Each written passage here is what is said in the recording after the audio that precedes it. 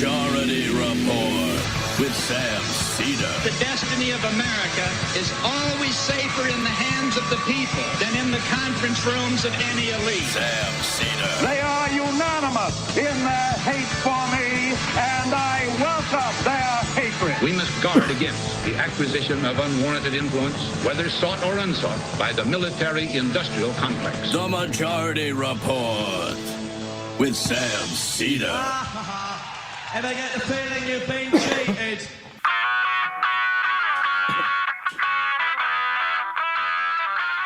It is Tuesday, June 17th, 2025. My name is Sam Seder. This is the five-time award-winning Majority Report.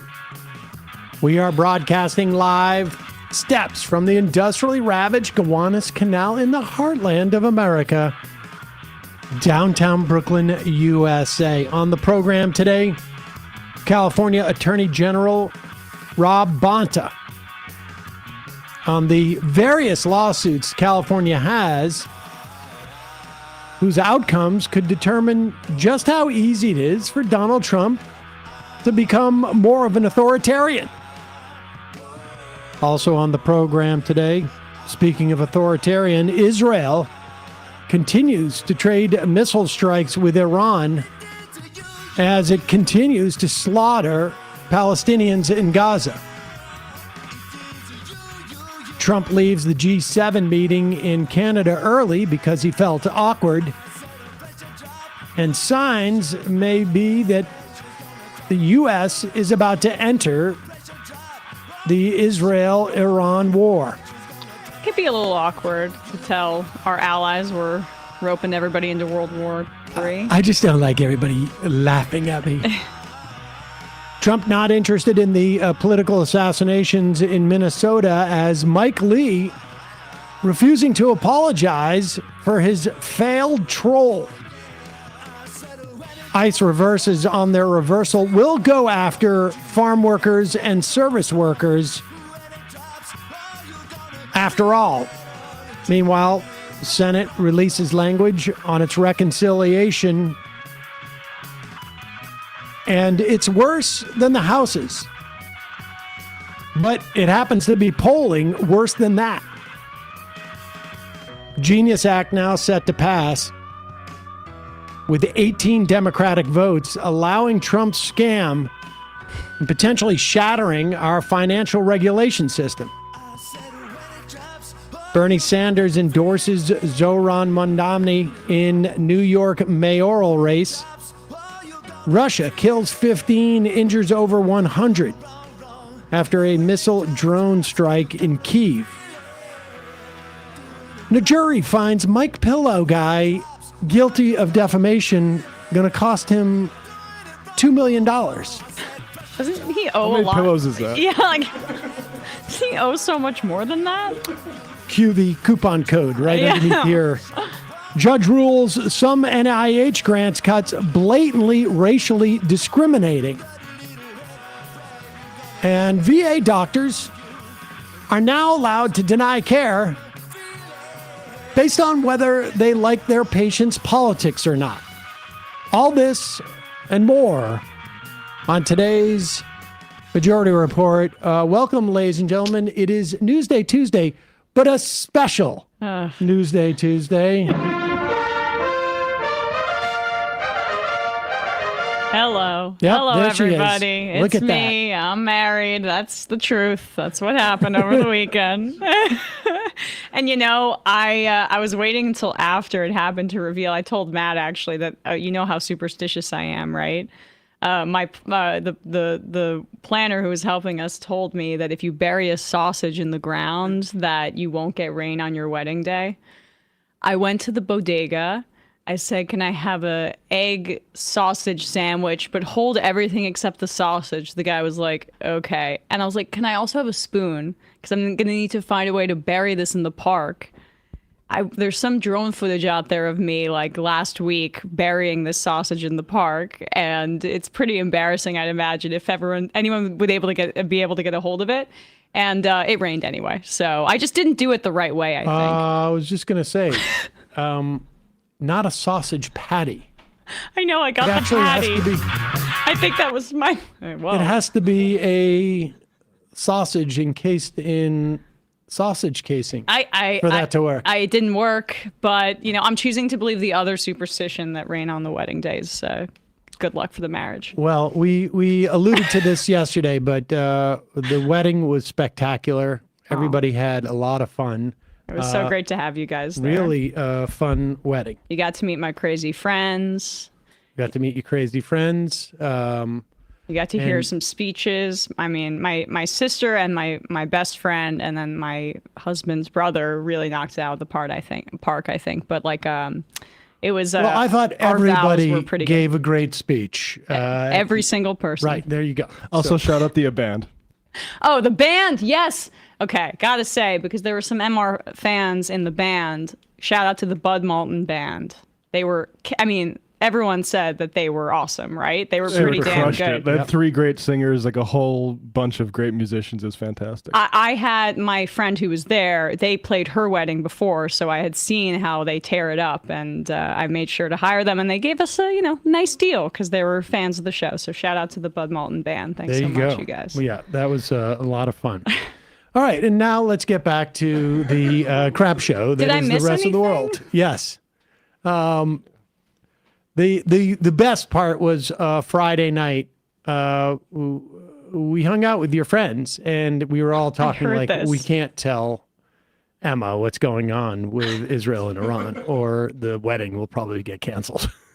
And also, my husband to be was there, I guess, apparently too, because we stayed Yes. separately. So he was at the hotel, and I was trying to avoid my phone, but by Friday night, I'd had a few drinks, and I couldn't help but scroll. And That's of course. Emma gets a couple of drinks in her, and then it's off to the races with looking up being on my phone on Twitter. All right. Well, maybe you saw this, Emma. Now, we want to put this back up because I'm still shocked that this is not a screen grab, right? This tweet is still. This is the tweet right now. This is it's still up. This tweet is still up. It is from based Mike Lee, who also happens to be a senator when he's not being based on Twitter. And it's a picture of a killer of a Democratic lawmaker and his her husband in Minnesota. This guy shot 2 other folks who are also involved in Democratic politics. And Mike Lee, based upon a quick sort of like internet rumor, was the case that this guy had been appointed to a some type of commission in the state. Newsflash, most governors don't just appoint Republicans or Democrats. They will sometimes appoint just all sorts of different people to commissions, like they're supposed to. And Mike Lee tweeted out, "This is what happens when Marxists don't get their way," talking about the murder of 2 people and Of a picture at the guy on their doorstep about to assassinate them. And aside, even if it turned out that this guy was not a virulent right winger, religious fanatic, ultra conservative, like an anti-abortion extremist, right? He did some weird sermons in Africa that were vaguely anti-trans. oh yeah, and had a manifesto of a list of Democratic politicians in the state, and was clearly like just circling around, hitting as many people as he could. Mike Lee, for some reason, has not taken the video down, and he was questioned yesterday. Not the video, the post, yeah. post, and he was questioned yesterday by reporters because it is because Senator Tina Smith from Minnesota apparently approached him, and certainly there was a an email that, or I should say, an email or letter sent from Tina Smith's deputy chief of staff to Mike Lee top staffers. But here is, well, let's look at the what the screenshots are. Let's look at number 11. Sorry about that. Here it is. I knew Melissa Hortman. Many people in this office did. She was a longtime friend of Senator Smith's, who had seen her hours before she was murdered. So you'll forgive my candor as I speak through enormous grief. It's important for your office to know how much additional pain you've caused on an unspeakably horrific weekend. I'm not sure what compelled you or your boss to say those things, which in addition to being unconscionable, also may very well be untrue. Well, it turns out like almost 100% untrue. Yeah, he had a manifesto and there were like a dozen lawmakers on it, and all Democrats. But that's not the point. Why would you use the awesome power of the United States Senate office to compound people's grief? Is this how your team measures success? Using the office of U.S. Senator to post not just one, but a series of jokes about assassination? Is that a successful day of work on Team Lee? Did you come into the office Monday and feel proud of the work you did over the weekend? Let's recap Saturday so you fully understand what Minnesota was going through. Melissa Hortman and her husband were murdered. Senator Hoffman and his wife were shot numerous times and remain hospitalized. By the grace of God, it appears they're going to survive. Senators are discovered to be on a hit list of an armed man on the run, Senator Lee's colleague. And the decision of the office of Senator Mike Lee was not to publicly condemn the violence or to express, or to express grief. It was to intimate that Melissa and Mark somehow deserved this by making jokes. Did you have any consideration for the survivors and her family, for the Hoffmans in the hospital, for their families? You exploited the murder of a lifetime public servant and a husband to post some sick burns about Democrats. Did you see this as an excellent opportunity to get likes and a retweet? Have you absolutely no conscience, no decency? He goes on to say, I pray to God that none of you ever go through anything like this. Yeah, I mean, Hortman, she helped pass, I think, universal child care in Minnesota. She also helped pass legalization of cannabis. She was doing work to make the state better. So Mike Lee was approached by reporters yesterday after this letter was released. And not only, again, Lee has not taken down the post. There's no one here who has not tweeted out something that they probably regretted. But to leave this up, and here is Tina Smith talking to Mike Lee, and just even the body language. This guy's such a douchebag. It's unbelievable. The need to, I guess, portray himself as a macho in some fashion just bleeds through that picture, and just the fact that he won't take down the post. But immaturity is somehow macho. And is it macho to not answer? Like, this is not macho. But when someone comes up to you with a camera, a reporter, and they ask you to your face about what you did, look at how this supposed macho man runs away. Could you tell us about your conversation with Senator Smith? Do you regret your tweet? Do you stand by the post that you made on X? Have you had a productive conversation about that post? Is that what the senator wanted to speak to you about? What did you think of the meeting you just came from?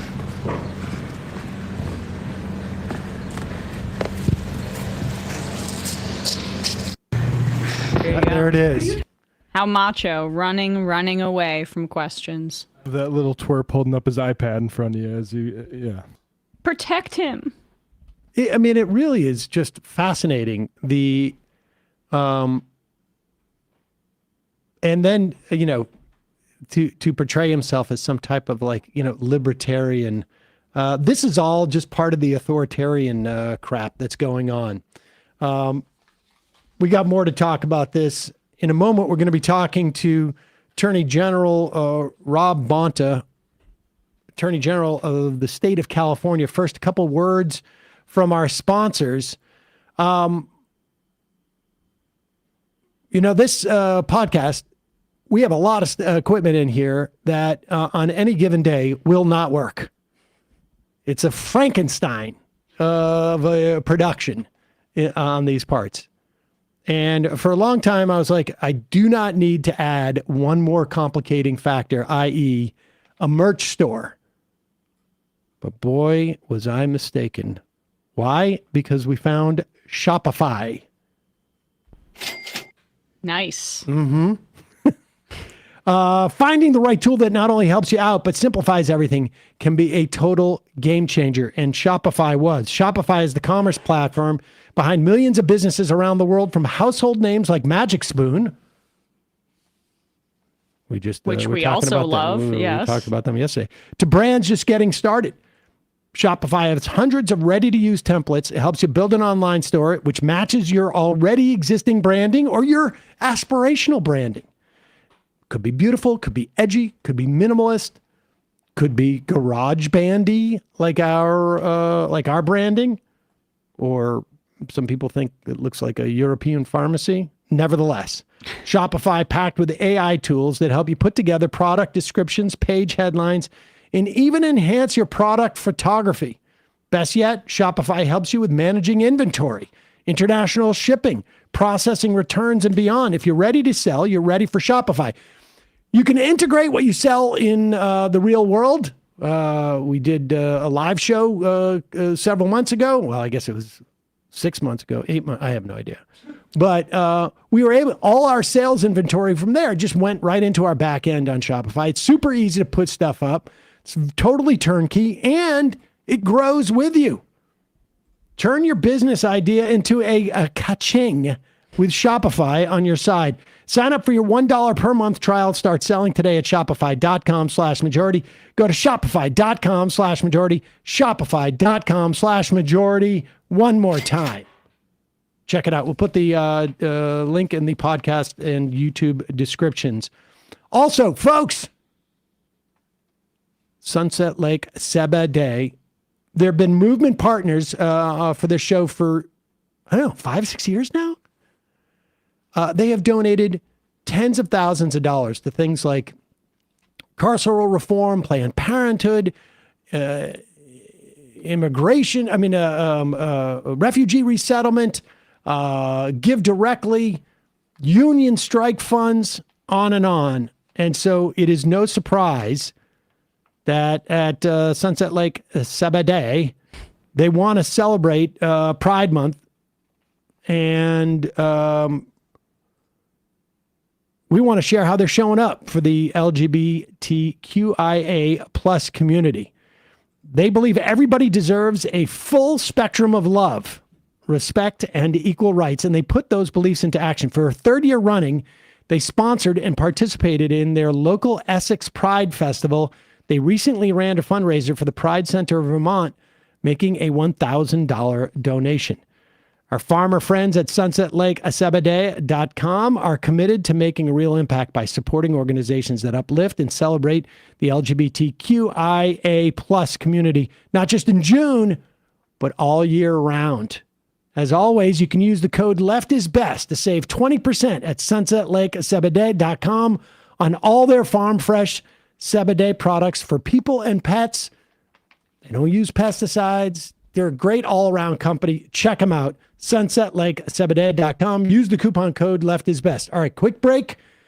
Be right back with California Attorney General Rob Bonta on the various lawsuits that California has against the President of the United States, one of which is in a court of appeals today.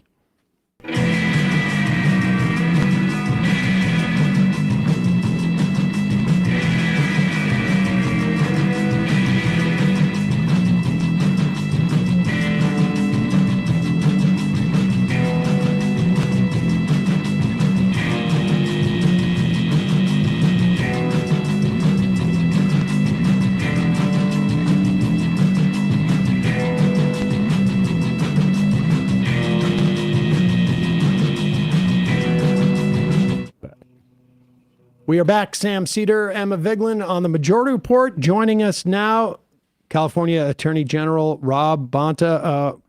Attorney General, thanks so much for joining us. My pleasure. Thanks for having me. So today, in a federal appeals court, the case, the suit that the state of California has brought against President Trump's and his supposed authority to deploy the National Guard and Marines to L.A. Is going to be heard. Give us the sort of the backstory on this, because over the past week we've had essentially two different rulings. That's the way that these things go. But just give us a timeline that brings us up today in this case. Sure. 2 weekends ago, on a Saturday, we started seeing some aggressive ICE raids in Los Angeles. We saw some protests, nearly all peaceful, and we also saw some violence, some agitators getting involved in unlawful conduct. And what was done is what is always done. Law enforcement started cracking down on the crimes, and the sheriff and the LA police department got involved. And then we saw an executive order from the president calling in the National Guard to LA and invoking a statute. It's called 10 USC 12406. And it requires the presence of a rebellion or an invasion or the inability of the federal government to execute the laws, none of which were present. Also requires the cooperation of the governor. By the time the National Guard got to LA, they came to quiet streets. And we brought a lawsuit the following Monday, a temporary restraining order the following Tuesday. We had a hearing the following Thursday, and we secured a restraining order from Judge Breyer in the United States District Court. The federal government, it said that the federal government had acted unlawfully, violated that statute I just referenced, also violated the Constitution, the 10th Amendment of the U.S. Constitution, which gives states rights. And the federal government immediately moved for what's called an administrative stay. It's a procedural move that doesn't address the case on the merits, and the Ninth Circuit quickly granted that stay while they set a quick briefing schedule to have the merits considered before them. The case is now briefed before the Ninth Circuit panel, three-judge panel. We have a hearing today at noon, and nothing has changed since we secured the order in front of Judge Breyer, except for the potential of potentially additional unlawful conduct by the military that have been deployed in LA. And we remain confident in our case, strong facts, strong law. We should have an order later today. But of course, there's no guarantees. And with this three-judge panel, while we do feel confident, obviously there's no certainty here. The statute that the administration cited, they need to, when they federalize the National Guard, they need to state what authority they're doing it under. Does that statute, and your argument is that the statute is valid, but the facts are, this is an argument on the facts. The facts do not rise to the level that the statute calls for in terms of federalization. How does that statute refer to the Marines? Like, is there a different, is the U.S. military, the authority needed to essentially have the U.S. military do this type of function different than that of the National Guard? It is, and you're exactly right. The California National Guard is a joint operation. It's generally under the command of the Commander-in-Chief, Governor Gavin Newsom, the governor of California, unless there's a specific statutory authority for the president to become the Commander-in-Chief. And it needs to be triggered by the facts being present that the statute contemplates. And here it contemplates a rebellion or an invasion or the inability to execute the laws, again, none of which are present. But yes, you're right. The statute is a real statute, 10 USC 12406, but the facts that would give the authority that the president wants are not present at all on the ground, and not even close. The statute invoked to bring in the National Guard is with respect to the National Guard. The Marines are separate. They are required to comply with the Posse Comitatus Act, which basically says that the military should not be used for civil and civilian law enforcement. And so it's unclear under what authority the Marines were mobilized. The Insurrection Act has not been invoked, but the Posse Comitatus Act is in full effect. So the Marines, we believe, and the National Guard, that their mission is to protect federal property, personnel, and functions. And that's very concerning because protecting functions like immigration enforcement means going out into neighborhoods, communities, out into the field, could include arrest and detention, search and seizure, all of which would violate the Posse Comitatus Act. So is your challenge to the administration two-pronged? Is it addressing the 10 USC 12406 authority and basically saying that it didn't meet the threshold to federalize the Guard because you would need rebellion against the U.S. government? And then the second part is, well, why were these extra Marines deployed? Because you would need the Insurrection Act to override the Posse Comitatus Act in that instance. Yeah, you got it. And the judge at the trial level, Judge Breyer, ruled only on the first. He looked at the 10 USC 12406 arguments and said that the National Guard was unlawfully deployed and should be returned to the command of Governor Newsom, and that the Constitution was violated in the process because states' rights were infringed on. He thought that the facts had not yet evolved to a level of, we call it ripeness or reviewability, because it wasn't clear what the Marines were doing or not doing yet. But he kind of reserved the right to revisit that in the future, and when he didn't rule on it at that moment. To your knowledge, has the Marine question become more ripe, or have they basically stayed on federal property? Because the really issue here is, theoretically, the Marines could be sent to guard the federal courthouse. I mean, it seems completely a waste and unnecessary and provocative, but that's within their legal purview. The moment they go out into the community, ostensibly to protect ICE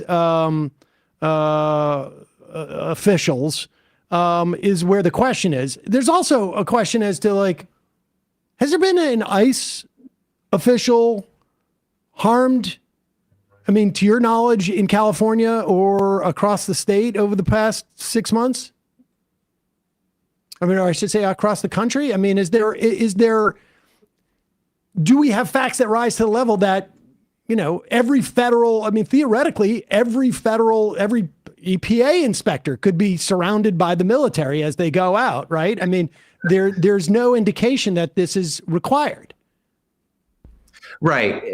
I agree. A number of good points there. I'll first say that if the Marines is one of the most elite fighting forces in the world, and for them to stand on buildings doesn't seem to be the best use of their skills, their training. You know, they're for military, international, protection of United States' security and safety, not for protecting federal buildings. There's a lot of other folks that can do that. Civilian law enforcement can do that. That's federal. You have marshals and you have FBI and ATF and DEA. There's a lot of folks that are not military, and the ICE agents can provide perimeters and safety for ICE agents. Any of those civilian federal police forces can as well. The FBI could do it, DEA, ATF, marshals if they wanted. There's absolutely no requirement that it be military, especially with the Posse Comitatus Act. I think the federal government will argue that there were some challenges to some of the ICE immigration enforcement in that original weekend, that they were getting some resistance from members of the public. I don't know if anyone was actually hurt or harmed in any way, but there's a lot of ways to address this, either hypothetical, even if it's real issue, without the deployment of military personnel on American soil. Let's turn. So we're going to find out at the very least within within a couple of days, maybe theoretically today, right, what the ruling is on that first question about the National Guard. In the event that the appeals court upholds the Breyer's ruling, and there is no ripeness for the Marines. And it also feels like it's probably in the Trump administration's benefit to avoid ripeness at this time. I would imagine that they probably want to be in a different circuit if they want to test the ability for them to deploy Marines, because California is not exactly the most hospitable to right-wing rulings, it seems to me. What are the implications for across the country in the event that Breyer's restraining order and theoretical, at least negative definition of what constitutes facts that would allow for the federalization of the National Guard going forward? Judge Breyer's decision is a really thoughtful decision. It's a blueprint for what other judges might look at, either binding if it's in a binding jurisdiction, or persuasively. He really looks at the elements of 10 U.S.C. 12406. He defines what a rebellion is. He says that, which I thought was very, very appropriate. He says that a rebellion, invasion, or inability to execute the law actually needs to exist, not just the federal government saying it exists when the facts don't back it. He also said that challenges and obstacles in the federal government executing the laws doesn't mean that they are unable to execute the laws. It just means that there are challenges and obstacles, and they're overcomable and they can be addressed.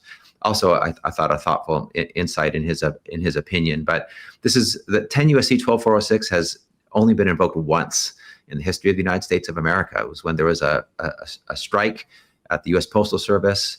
The constitutional and federal statutory requirement that the mails move through the U.S. Postal Service was not able to be executed, and so the National Guard came in to move U.S. mail, and that's the only other time. It's never been used in a situation like this. So the Judge Breyer's opinion, engaging on this statute, saying what it means, saying how it should be used or not used, how it should be applied or not applied, I think will be very helpful for other jurisdictions as they face probably what California and LA are facing. The executive order that led to the National Guard being deployed in LA has no geographic restriction. It applies nationwide. It has it does have a time restriction, but it's a very broad one. It's for 60 days. And you would think that if National Guard was being brought in to address some flare-up of violence or unlawfulness in LA, it would be geographic specific and time specific, but it's not.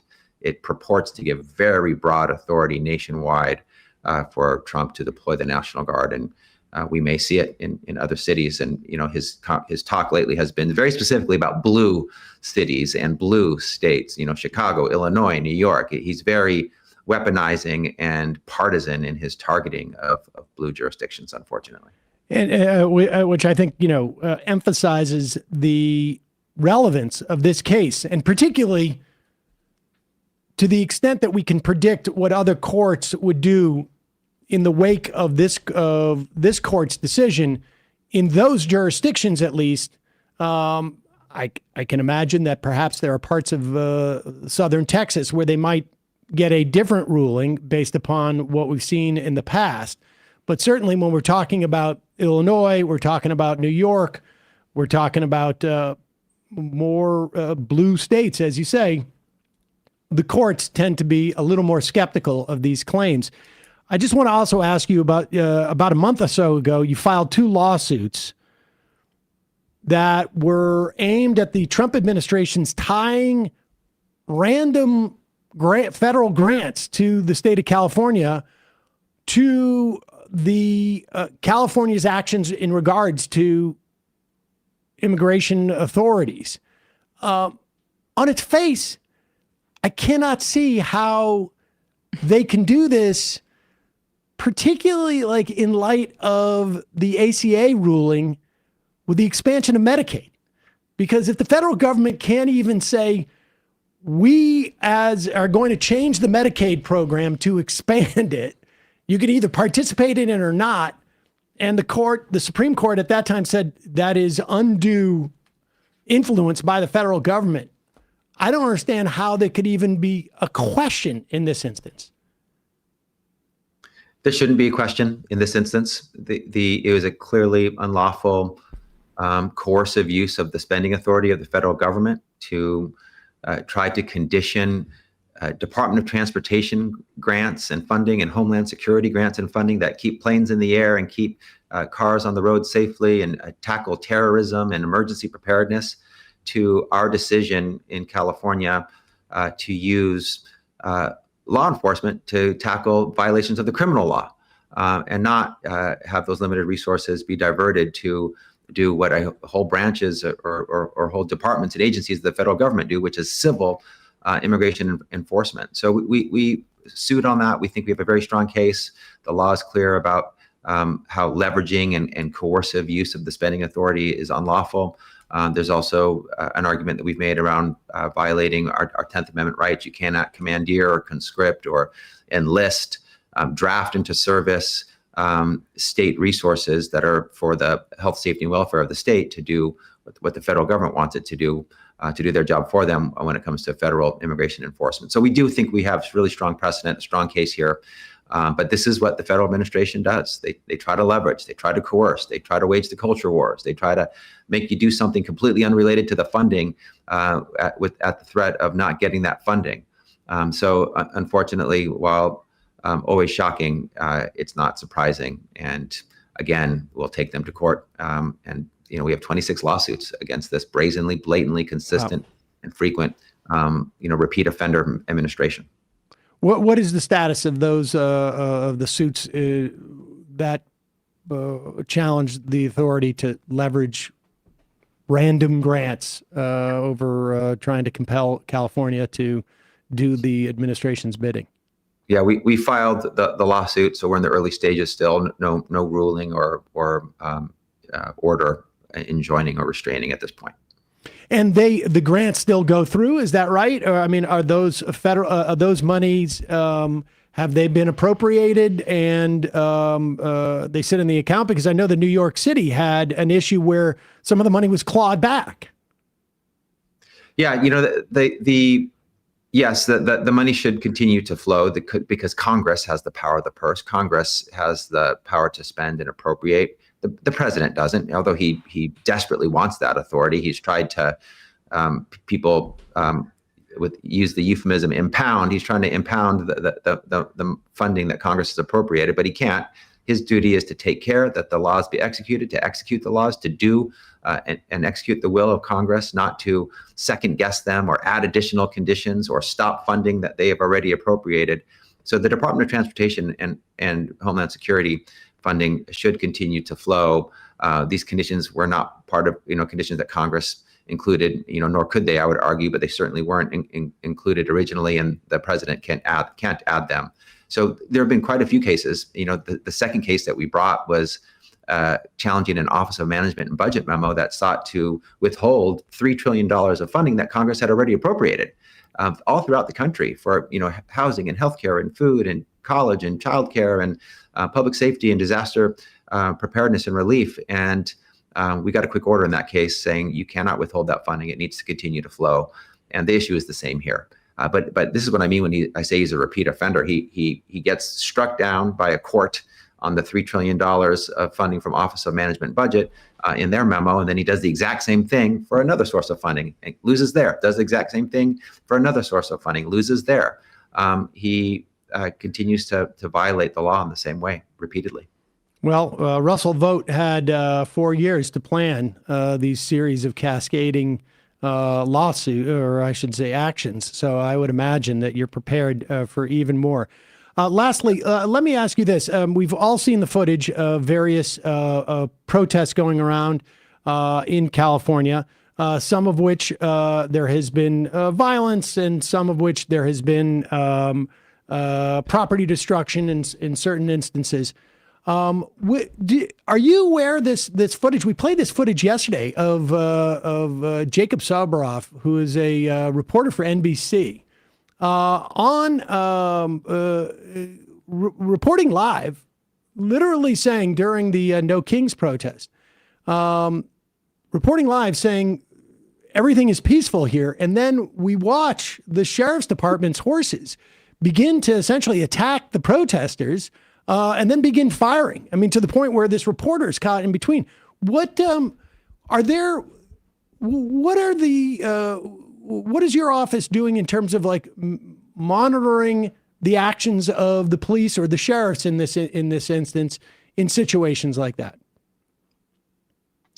Yeah, there's quite a few laws that were passed in the wake of the protests involving the murder of George Floyd in 2020, and they include different crowd control and use of non-lethal like rubber bullets and other types of approaches that all must be followed. And so our North Star is we help ensure that the law is followed and that it's being complied with, including all the rules and laws that apply to crowd management, managing peaceful protests, addressing any violence that erupts from or flares up from an agitator during a peaceful protest. So we're definitely receiving input and incoming when it comes to what's happening on the ground in LA. The videos are helpful, recordings are helpful, and our role will be to help ensure that the law is being followed and complied with, and if not, that there's appropriate accountability.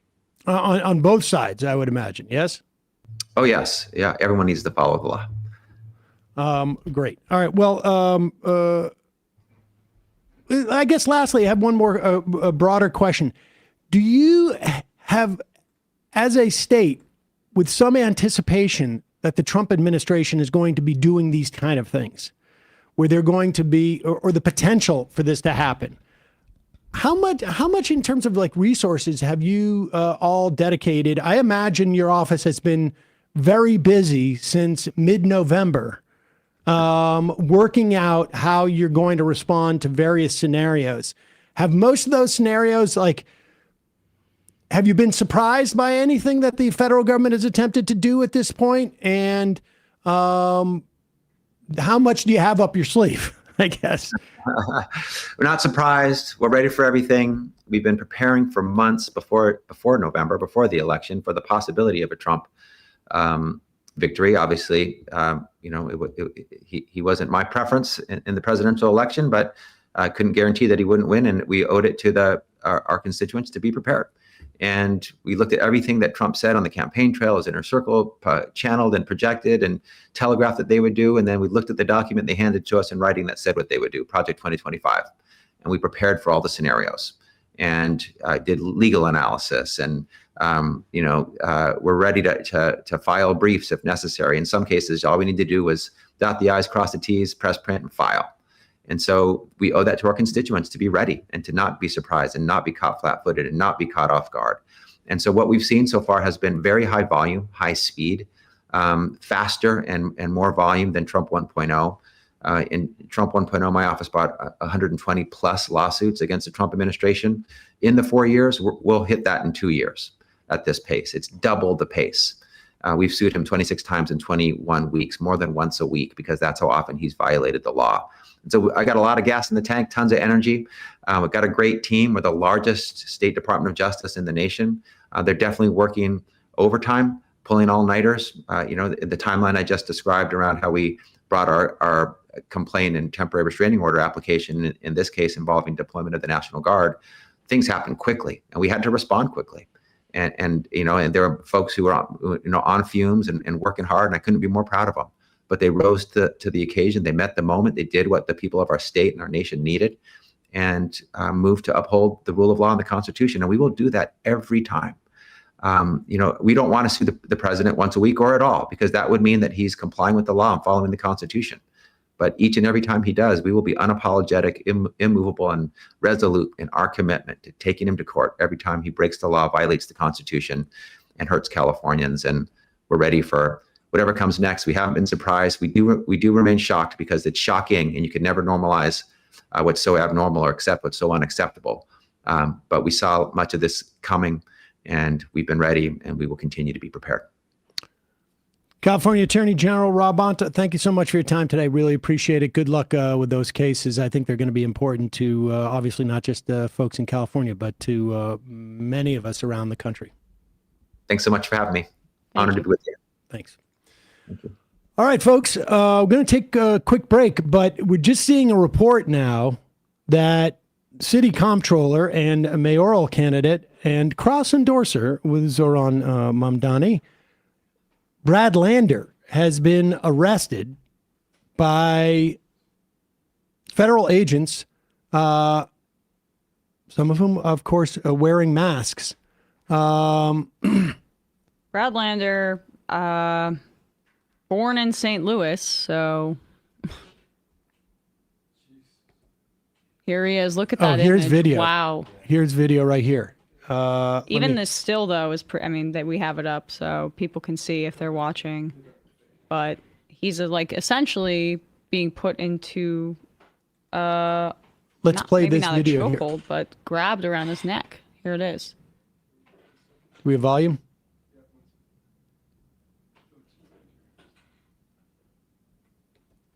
So he was at immigration court. Here we go.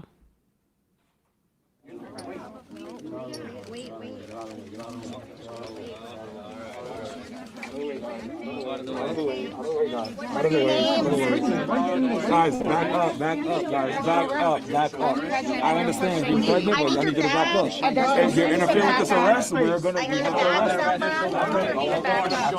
Back up, guys. Guy in a backwards Yankee cap. Back up, guys. Guess you can assume the masked guys are ICE. Please don't put him Lander's asking for his warrant at that point.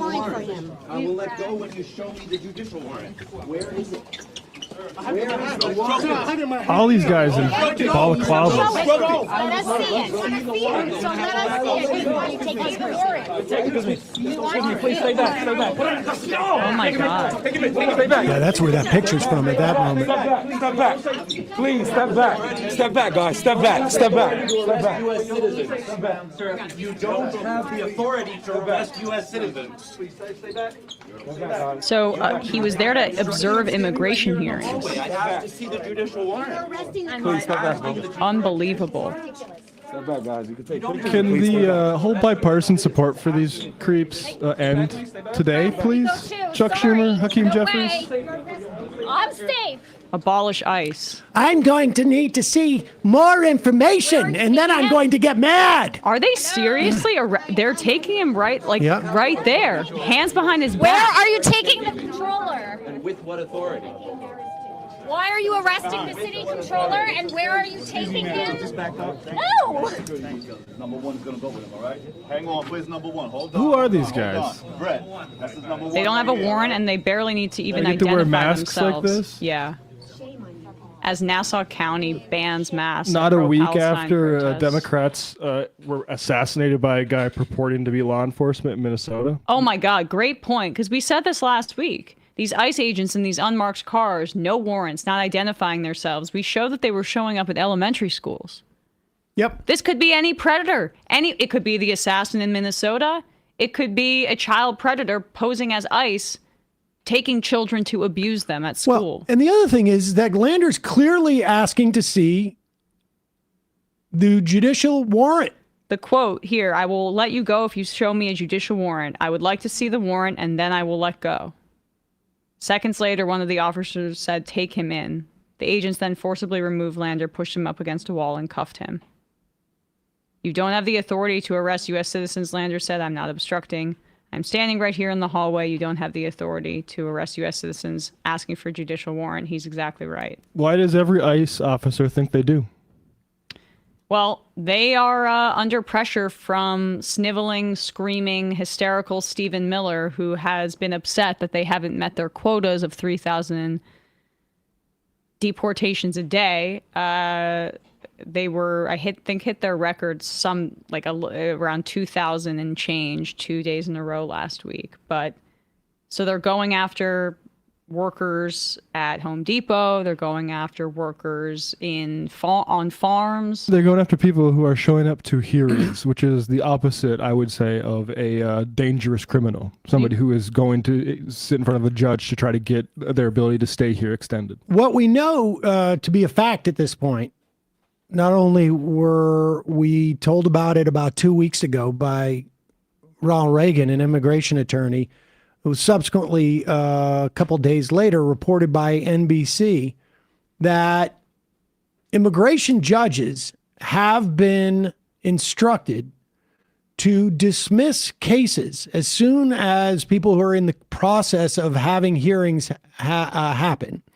Dismiss the cases. And before the subjects of these cases have the opportunity to appeal, which is the normal procedure, they walk out of the courtroom and they are grabbed by ICE at that point. So what you're basically doing is, ICE is doing this. The primary reason is because they can't hit their quotas. They're not even remotely close to being able to hit their quotas if they're just going after supposed criminals. But they can't hit their quotas, so they're going to essentially what amounts to a honeypot. And it has the added benefit from a political standpoint to drive people away from the courthouses, and then they'll be able to say, see, these immigrants don't show up for their court dates. Yeah, they're ramping up, and the rate of growth, as again, people should follow Austin Coker's Substack, has been covering in terms of detentions for other immigrant violator, which basically means crossing the border, but sometimes doesn't even mean that if you're going to your hearing. Overstaying a visa. Yeah, 9.1 times. Convicted criminal rates in terms of ICE growth for detentions, 1.5 for times for convicted criminals, 2.7 times for pending criminal charges, 9.1 times for other immigrant violator. It's also just especially cruel when they're going to these hearings because there's an expectation that a judge in this country is supposed to be the fair arbiter of a case. It's supposed to hear the prosecution and supposed to hear the defense. But immigration judges do not work like that in this country. They have been rubber stamping ICE and immigration enforcement throughout. We covered this maybe a few months ago, but in Texas, there was an immigration judge who was caught posting white nationalist, anti-immigrant posts on a blog. So, like, just to give people a sense of how it's even like prosecution already is more favored by judges in this country, and that's a flaw in our system. But with immigration, it's not even close. The latest reports as of 18 minutes ago, Lander's still in federal custody. That's insane. Yep. I'm going to vote after because I'm going on my honeymoon next week, so I won't be here for the election day. That rank Lander number 2. I think that's now we know. I'm ranking Zoran 1, Lander 2. Meg Barnett, Brad's wife, is tweeting from at Brad Lander update 6 minutes ago while escorting a defendant out of the immigration court at 26 Federal Plaza. Brad was taken by masked agents and detained by ISIS. Is still developing. Our team is monitoring the situation closely. And also remember, Emma. Yes. You've got to fill out all 5. Yes. And don't rank Cuomo. I'll just say my rankings now, what I'm going to do in case people are listening. So after I'm going to do this today, I'm going to rank Zoran first, obviously, Brad Lander second. I'm going to rank Michael Blake third because there's been some reporting that Adrienne Adams is secretly taking some DoorDash money. Whoopsie. But I am going to rank her fourth and then Zelnor Myrie number 5. So. Wait, who could I rank if I didn't want to rank Adams? Isn't there another one? That's a good question. I mean, can you do a write-in? I don't know if I would risk that. No, that's a good point. Yeah. All right, and before we go to the fun half, breaking news. Can you check on this, Matt, and see if you can confirm this? It appears based Mike Lee has folded to our pressure. Oh, it's the majority report that did it. Just moments ago, we criticized Mike Lee for still having this tweet up. And literally seconds after we criticized him for doing it, he deleted the tweet. Pressure works, folks. Yes, it does. It works. Our pressure here worked on Mike Lee. Want to welcome the staffers in Mike Lee's office and Mike Lee's campaign apparatus, his family. I know most of Mike Lee's family watches the show, some often not live. And always on Rumble. And on Rumble. Also, I want to say we have now, in the Majority Report, reached 100,000 followers on Twitch. Offer a huge poggers. Appreciate the hype train and poggers, as well as I want to say poggers. Poggers. Also, I want to say to our Rumble audience, which has been growing at an incredible rate of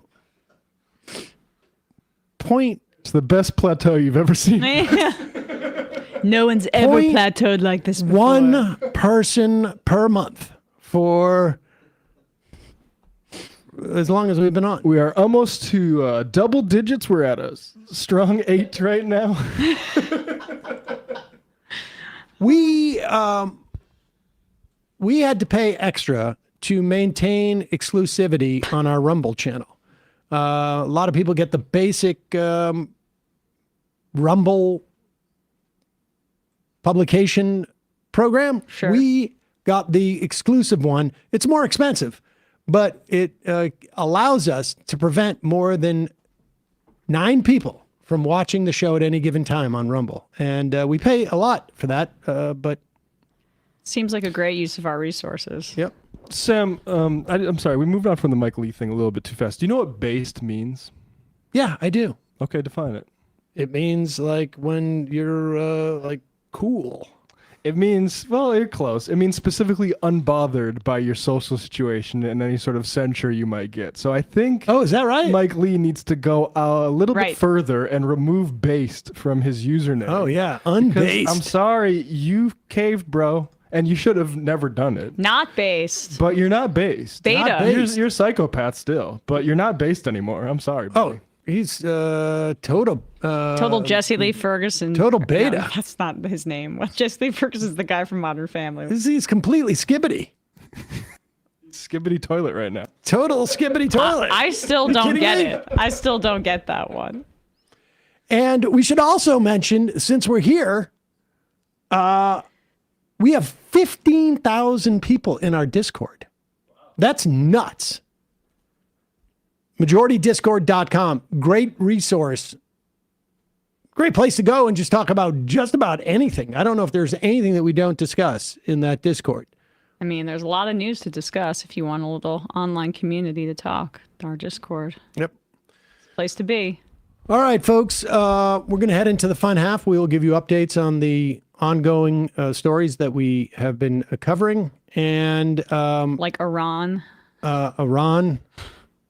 Charlie Cook has some Gaza. good guidance on people who are upset about Iran. We'll get to. Looks a little bit like a white flag saying, don't look at the internet, everybody. It's interesting. This split in right-wing media is interesting. I mean, you have Marjorie Taylor Greene criticizing Fox News and Tucker Carlson kind of joining hands with her. And I will say this, the only reason why we're seeing a split, it seems to me, is because of the size of the right-wing media. Yeah. Because if you go back to Iraq, Tucker Carlson was on CNN at that time. He famously said on a radio show, "I don't care about these monkeys," referring to the Iraqis. Yep. He would cheer on Iraq, but less than enthusiastically, enough so that he would go back at one point when Janine Garofalo hosted with him. They went in the back to have a cigarette, and he's like, "I don't care about about this at all. I'm not into it." But of course, you know, he at that time had to play like he was. So these splits, and particularly, you know, in the Pat Buchananites, and that's who, you know, we're seeing. Tucker Carlson is cut from that same cloth. They don't like the neocons, in part because they saw them as very Jewy. broken clock, et cetera, et cetera. Although oddly, same exact dynamic with Marjorie Taylor Greene, right? Like if yeah. if we're going back, she was doing all those like KKK adjacent anti-Catholic things when the Pope died, and now she's basically fully doing the Buchanan stuff, the anti-Semitism. I'm quite sure these supposed anti-war warriors could find a war that they like. I have no doubt about that. But in the meantime, we're seeing this split, I think, only because of the size of the media, of the right-wing media now, as opposed to in the past, where we just wouldn't see it, even though it was there on the fringe, because it wasn't lucrative enough, or they didn't have the financial security to do so. Yeah. So I would remind people to keep that in mind. Now, with that said, is it helpful? I think it is. The media can't hurt. Who knows? Yeah. I like that Massey and Ilhan and AOC, Greg Kassar and yeah. AOC. Like that's, and I'll take Marjorie Taylor Greene on the bill too if she wants to sponsor it. It's good to have, I mean, within limits, because you don't want them to discredit it, which is basically what Trump did. He used anti-war stuff as a vehicle. Iraq was a big fat mistake, and now look where he is. So you can't trust them ultimately. But right. Well, and it's also just like Marjorie Taylor Greene, if she actually wants to run for Senate against John Ossoff. Which I think she has already stepped. She's already stepped out of the race. Oh, she has. Okay. Well, I think Trump convinced her to get out about, I want to say, 3 weeks ago. But look, here's the bottom line. I'm happy to have any Republican vote for a bill that inhibits the ability of the president of the United States to go to war. Any president, frankly, or any war. It should be Congress's decision. It's not to say I don't have an opinion as to what their decision should be. But I'm happy to have anybody vote for that. And beyond that, I still think that she's a piece of garbage. And she doesn't need my support. So, because I would never vote for her under any circumstance. So. Oh no, she's a true, legitimate, like anti-Jewish bigot and bigot in so many other ways. But we can use her and discard her if it prevents us from. Yeah, we're not even using her. Good. Vote that way. That's great. Folks. Also, a reminder: it's your support that makes this show possible. You can become a member at jointhemajorityreport.com. When you do, you not only get the free show free of commercials, you also get the fun half where you can I am us. Yes, Frank in Buffalo, for instance, I aming us, clearly not having watched the show before. Brad Lander was detained by ICE while escorting a defendant out of immigration court. We have been covering that. And California resistance. Sam, some leftist podcasters are saying you don't have to fill out 5 on NYC ballot. What gives? Crazy. They are mistaken. They are mistaken. You don't have to, but you must if you want to inhibit Andrew Cuomo's ability to become mayor. And make sure he's not any of the people that you rank. Exactly. Yes. Because that's the way ranked choice voting goes. You want to be participating and cut into Cuomo's potential lead by voting for other people in that round, because otherwise you're not participating. Also, don't forget, justcoffee.coop, fair trade coffee, hot chocolate. Use the coupon code majority, get 10% off. Matt, Left Reckoning. Yeah, Left Reckoning tonight, talking to Adam Gaffney about Medicaid. Research he's done showing the effect that taking millions of people off health insurance will have, and surprise, it's not great. Also, Hannah Habtu talking about Eritrea, Somalia, talking about violence against the Tigray tonight, 7 o'clock Eastern Time. Left Reckoning. Check that out. All right, folks. See you in the fun half.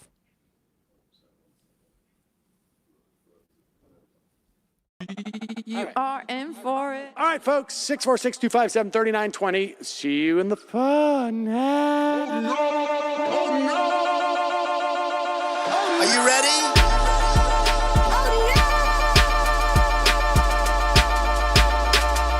Who sent us this? Anarchy. Alpha males are back, boys back, and the alpha males are back. Just as delicious as you could imagine. The alpha males are back, boys back, and the alpha males are back. Just want to degrade the white man. Alpha males are back. I take all of it in my throat. Alpha males are back. Snowflake says what? The alpha males are back. You are a madman! And the alpha males are back. Oh no, Sam Seder, what a fucking nightmare! Bring back DJ Danner. Yeah, or a couple of them, just put them in rotation. DJ Danner. Well, the problem with those is they're like 45 seconds long, so I don't know if they're enough of a break. That's fucking nonsense. See white people doing drugs, they look worse than normal white people, and all white people look disgusting. And the alpha males, psych, fuck them.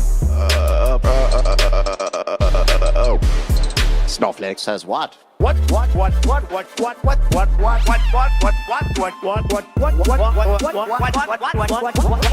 Snowflake says what? A hell of a lot of bank. A hell of a lot of bank.